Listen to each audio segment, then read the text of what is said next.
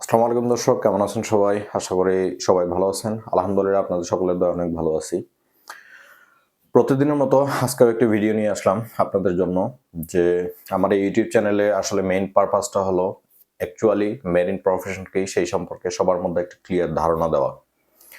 তো আশা করি আমার ভিডিওগুলো দেখে বা যারা দেখতেছেন তারা বুঝতেছেন। যদি না বুঝে থাকেন তাহলে অবশ্যই আমাকে কমেন্টে জানাবেন। আমি সেটা ক্লিয়ার করার চেষ্টা করব।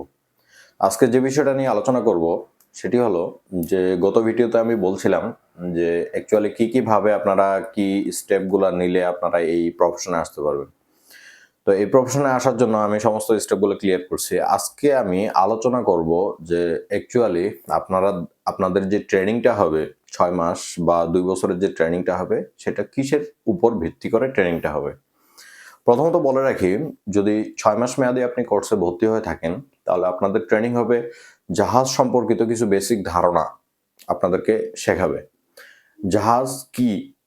এই এই জাহাজ দিয়ে কি করা হয় এবং এই জাহাজের মেইনটেন্যান্স কিভাবে করা হয় এবং এই জাহাজে আপনার ডিউটিটা হবে কি?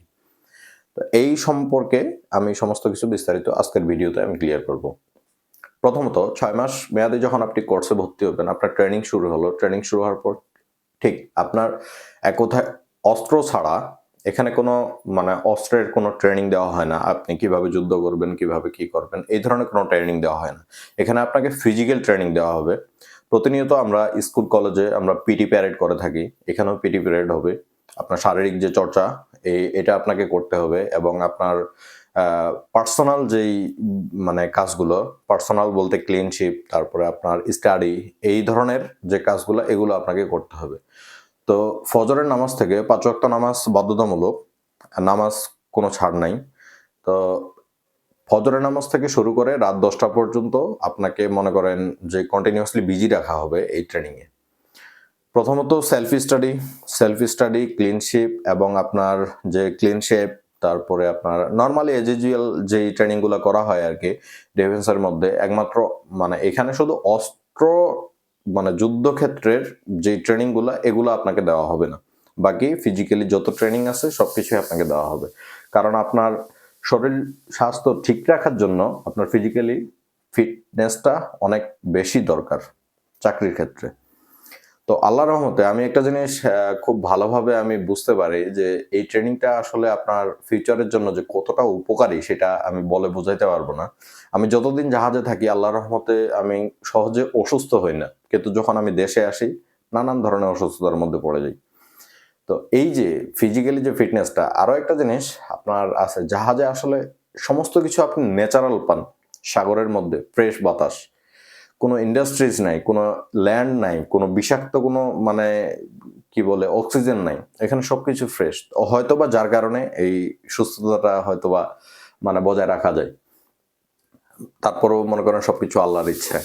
তো যাই হোক, জাহাজে গেলে আপনার কি কাজ করতে হবে এবং কি বিষয় আপনার জানার লাগবে এই জিনিসগুলা আপনার সমস্ত কিছু এই ৬ মাসের মধ্যে আপনাকে ক্লিয়ার করে দেওয়া হবে এই ট্রেনিং এ। এরপরে আপনার এই ট্রেনিং এর পরে আপনার একটা পরীক্ষা হবে। সেই পরীক্ষা আপনাকে অবশ্যই পাস করতে হবে সিডিসি নেওয়ার জন্য। এবং সিডিসির সাথে আরো কিছু বেসিক কোর্স আছে, যে ৬ টা বেসিক কোর্স লাগে। আপনার মনে করেন ফায়ার ফাইটিং এর জন্য আপনার আ এক কথায় পার্সোনাল সার্ভাইভাল টেকনিক, যে এই জিনিসগুলো আপনি বিপদে পড়লে আপনি কিভাবে নিজেকে উদ্ধার করবেন। আপনার পাশে আর কেউ নাই। আপনি একা বেঁচে আছেন সাগরে। তো আপনি কিভাবে সাগরে সার্ভাইভ করবেন? এই যে টেকনিক গুলা।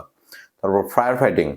হয়তো মনে করেন আপনি জাহাজে একটা জায়গায় কাজ করতেছেন, হঠাৎ করে আগুন লেগে গেল। আশেপাশে কেউ নেই। তো আপনার অ্যাকশনটা কি হবে? এই যে ফায়ার ফাইটিং, এই যে বেসিক ট্রেনিং গুলা। হয়তোবা আপনারা ২ জন একটা টিমে কাজ করতেছেন।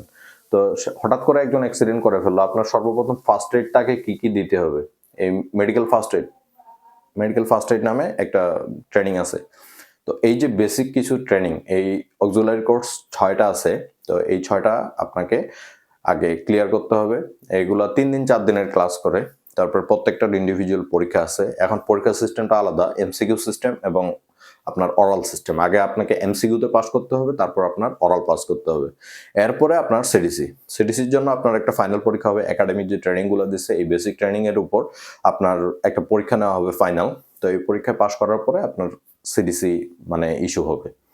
তো সমস্ত কিছু করার পরে আপনি সিডিসির জন্য যখন অ্যাপ্লাই করেন, তারপরে আপনার মনে করেন সমস্ত কিছুতে পাস করলে আপনার সিডিসিটা ইস্যু হবে। এই সিডিসিটা আপনার মেয়াদ থাকবে এখন বর্তমান 10 বছর, এবং বাকি যে কোর্সগুলো আছে এগুলোর মেয়াদ থাকবে 5 বছর করে। এখনো এগুলো আপডেট করা হয় নাই, মানে হয়তো বা এটাও 5 বছর, মানে এটা ইনক্রিজ করা হবে হয়তো 10 বছরে সিডিসির মতো। আগে আমাদের সিডিসিও ছিল 5 বছরের জন্য। তো এখন যেহেতু পাসপোর্ট 10 বছর হয়ে গেছে, সিডিসিও 10 বছর হয়ে গেছে, হয়তো বা এই বাকি কোর্সগুলো হয়তো 10 বছর মেয়াদি করা হবে। তো এই যে সিস্টেমগুলো, এগুলা সমস্ত কিছু কাগজপত্র ডকুমেন্টারি জিনিসগুলো আপনার যখন ক্লিয়ার করে ফেলবেন, সমস্ত ডকুমেন্ট আপনার হাতে, তখন আপনি ওয়েট করবেন জাহাজে যাওয়ার জন্য। তো এই হলো মূলত সিস্টেম। আর আপনাকে ওইখানে ট্রেনিং দিবে, আমি বললামই যে জাহাজে যায় আপনাকে কি কি কাজ করতে হবে, কি কি আপনার মানে ডিউটি থাকবে, কি কি রেসপন্সিবিলিটি থাকবে, এই জিনিসগুলোই আপনাকে এই 6 মাস ট্রেনিং এ শেখাবে। সর্বপ্রথম আপনি জয়েন করবেন যদি ডেকে হন তাহলে অর্ডিনারি সিমেন হিসেবে, ট্রেনি ওয়েস, আর যদি ইঞ্জিনে হন তাহলে ওয়াইফার হিসেবে, মানে এক কথায় ট্রেনি ওয়াইফার আর কি। আর যদি ফিটার হন তাহলে হয়তো ফিটারের হেল্পার হিসেবে, আর যদি স্টেওয়ার্ড হন তাহলে মানে জিএস হিসেবে। তো এই হলো মূলত এই কোর্সের মানে 6 মাস মেয়াদি কোর্সের সিস্টেম। আর 2 বছর মেয়াদি যে কোর্সটা আছে সেখানে আপনাকে শেখানো হবে। আপনি 2 বছর মেয়াদি যখন ঢুকবেন, মনে রাখবেন আপনি একজন অফিসার ক্যাডেট। 2 বছর মেয়াদি যে কোর্সটা অফিসার ক্যাডেট, আপনার 2 বছর এই ফিজিক্যাল ট্রেনিং, আপনার সমস্ত কিছু এই 2 বছরের মধ্যে ইনক্লুড থাকবে। আপনার কিছু বেসিক সাবজেক্ট থাকবে যেগুলো আপনাকে ক্লিয়ার করতে হবে। এর মধ্যে মনে করেন নেভিগেশন থাকবে, মেট্রোলজি থাকবে, তারপরে ওশান এন্ড অফশোর নেভিগেশন থাকবে, তারপর আপনার মানে কার্গো স্টেবিলিটি থাকবে, এরপর মানে আরো এই ধরনের অনেকগুলো সাবজেক্ট থাকে। মনে করেন একটা জাহাজে কার্গো হ্যান্ডেল করবেন কিভাবে, একটা জাহাজের স্টেবিলিটি মেনটেন করবেন কিভাবে, একটা জাহাজ নেভিগেট করবেন কিভাবে, একটা জাহাজে কোনো একটা ডিস্ট্রেস হলে আপনি কি করবেন, এই ধরনের সমস্ত কিছু A to Z আপনার মানে একদম অ্যাকুরেটলি সবকিছু ট্রেনিং দেওয়া হবে এই 2 বছরের মধ্যে। দ্যাট মিনস আপনি 2 বছর পর যখন আপনি বাইরে হবেন, আপনি একজন পারফেক্ট ক্যাডেট, অফিসার ক্যাডেট জাহাজের। তো জাহাজের অফিসার র্যাঙ্কের মধ্যে সবথেকে জুনিয়র র্যাঙ্কই হলো ক্যাডেট। একটা ক্যাডেট মূলত একাডেমিক থিওরি সবকিছুই শিখে যায়, সে জাহাজে যায়, সে শুধু অ্যাপ্লাই করে এবং অ্যাপ্লাই করা শিখে। তার যে সিনিয়র স্যারেরা আছে, তো তারা তাকে মানে প্রশিক্ষণ দেয়, তারা তাকে শেখায়। তো এইভাবেই মূলত একটা ক্যাডেট থেকে অফিসার হিসেবে আসে। আর রেডিংস থেকে এই 6 মাস মেয়াদী কোর্স থেকে আপনি যদি অফিসার হতে চান তাহলে আপনাকে 36 মাস আগে সিটেম শেষ করতে হবে, তারপরে আপনি পরীক্ষা দিতে পারবেন, ঠিক ওই জায়গায় যাইতে পারবেন।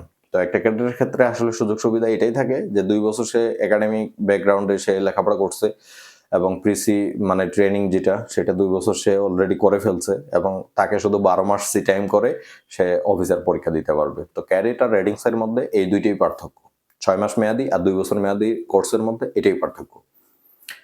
তো একজন ক্যাডেট 2 বছরে সমস্ত সাবজেক্টগুলো শেষ করে যখন সে একাডেমি মানে জাহাজে যায়, তখন সে অবশ্য জাহাজে মূলত সবাই পরিচিত থাকে না। আমরা শুধু মানে জাস্ট ইমাজিন করি যে একটা জাহাজ এটা হয় বা একটা জাহাজ এরকম হয়। তো থিওরিক্যালি আমরা আগে পড়ি, জাহাজে যাই শুধু আমরা প্র্যাকটিস করি, আমরা অ্যাপ্লাই করি, তারপরে আস্তে আস্তে আমরা সবকিছু প্র্যাকটিক্যালি শিখে ফেলি। তো একটা ক্যাডেটের কাজ হলো সে নেভিগেশনটা খুব ভালোভাবে শিখবে জাহাজে। তার ফিজিক্যাল যে কাজগুলো থাকে এগুলো তো মোটামুটি করতেই হবে ক্যাডেট যখন থাকবে। যখন সে অফিসার হয়ে যাবে তখন তার কাজ হলো সে জাহাজটাকে নেভিগেশন করবে সুন্দর করে। তার এটাই কাজ। আর যারা রেটিংস থেকে যাবে তাদের ফিজিক্যালি অনেক কাজ থাকে, মেইনটেন্যান্সের কাজ থাকে। হয়তো কোনো একটা ইঞ্জিনের মানে ইঞ্জিনিয়ারিং কোনো একটা পার্টস মেইনটেন্যান্স করতে হবে। তো সেক্ষেত্রে মেইনটেন্যান্স করার লাগে। কোনো একটা জিনিস খারাপ হয়ে গেছে, এই জিনিসটা মেইনটেন্যান্স করা লাগে। এই যে প্র্যাকটিক্যালি নলেজগুলা, এগুলো আসলে A to Z। আপনি মানে যেকোনো খান থেকে যত বড় লেখাপড়া করেন না কেন, যত যাই কিছু করেন না কেন, আপনাকে সর্বপ্রথম কখনোই জাহাজে বড় র্যাঙ্ক দিবে না। আমাদের এই সিস্টেমটা নাই এই প্রফেশনে। আপনি যাই কিছু হন না কেন, যত বড় আপনি লেখাপড়া করেন না কেন, একজন বিসিএস ক্যাডারও যদি এই প্রফেশনে যায় বা যাওয়ার যদি সুযোগ থাকে, তাকে সর্বপ্রথম আগে এই ওএসএ জয়েন করতে হবে, না হলে ক্যাডেটে জয়েন করতে হবে জাহাজে। জুনিয়র র্যাঙ্ক থেকে আপনি আস্তে আস্তে সিনিয়র হবেন। এটাই হলো আমাদের প্রফেশনাল সিস্টেম। এখানে আপনার কোয়ালিফিকেশন, একাডেমিক কোয়ালিফিকেশন এখানে সর্বোচ্চ আপনার এসএসসি পর্যন্ত। এরপরে আপনি অনার্স পাস করেন আর যাই পাস করেন না কেন, আপনার মানে ওইটা কোনো ভ্যালু করবে না।